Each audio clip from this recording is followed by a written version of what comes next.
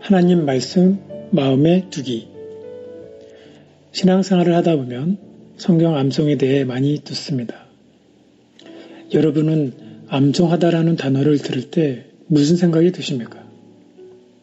제 주위의 사람들은 암송하다라는 단어를 들으면 되게 움찔합니다. 머리가 아프다고 말들 합니다. 암송은 뇌에 뭔가를 집어넣고 거기서 떠나지 않기를 바라는 것을 말하고 있습니다. 그런데 이것은 성경을 바르게 생각하려는 방식이 아닌 것 같습니다. 사실 하나님께서는 우리가 단지 성경의 더 많은 부분을 머릿속에 두기를 원하시는 게 아니고 성경을 내면화하기를 원하십니다. 하나님께서는 성경이 우리의 일부가 되기를 원하십니다. 그분은 우리가 종일 그리고 매일 성경을 휴대하기를 원하시고 우리가 그분의 말씀을 통해 그분과 관계를 갖기를 원하십니다. 하나님께서는 애초에 그분의 말씀을 기록하도록 성령의 감동을 주셨던 사람들만큼이나 우리에게도 그분의 말씀이 생생하게 살아있기를 원하십니다. 그래서 성경을 내면화하려 할 때마다 우리가 명심해야 할 것이 있습니다. 단순히 단어들을 아는 게 아니라 말씀을 아는 것이어야 합니다. 이것이 내면화의 핵심입니다. 성경을 마음에 드는 것이 바로 내면화입니다. 신명기 6장 4절에 말씀을 마음에 새기라고 말씀하고 있습니다. 시편 119편 9절에는 말씀을 마음에 두었다라고 말하고 있습니다. 골로새서 3장 16절 17절에서는 말씀을 너희 속에 풍성히 거하라고 말씀하고 있습니다.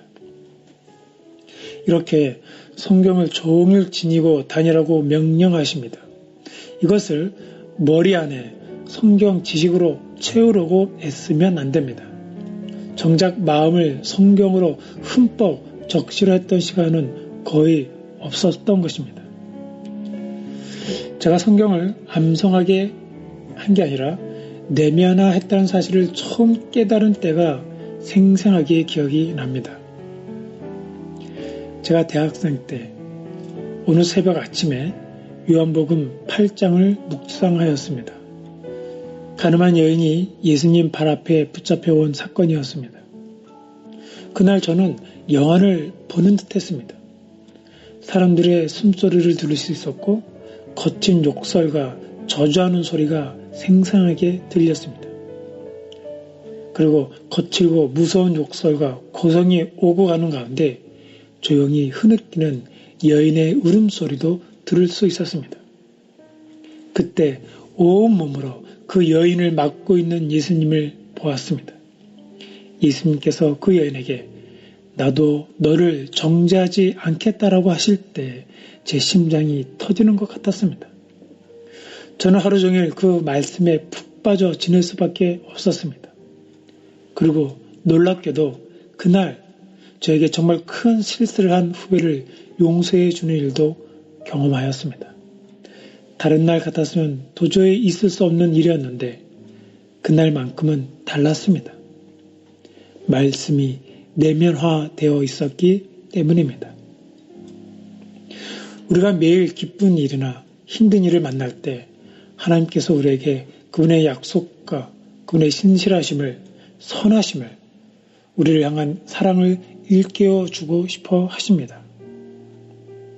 우리가 성경을 알수록 성령께서는 성경이 우리를 도울 수 있도록 성경이 생각나게 하십니다.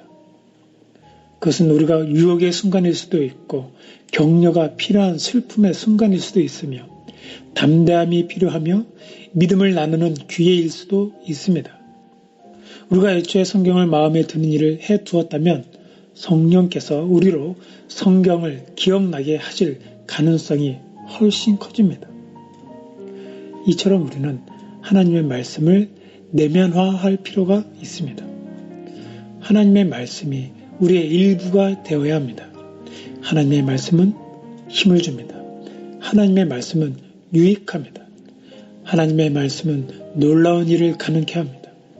하지만 우리 곁에 성경책이 없을 때가 많습니다.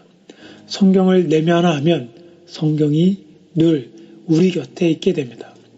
이 사실을 기억하고 성경 말씀을 우리의 입술로만 암송하는 것이 아니라 마음에 드는 내면화하기를 간절히 바랍니다.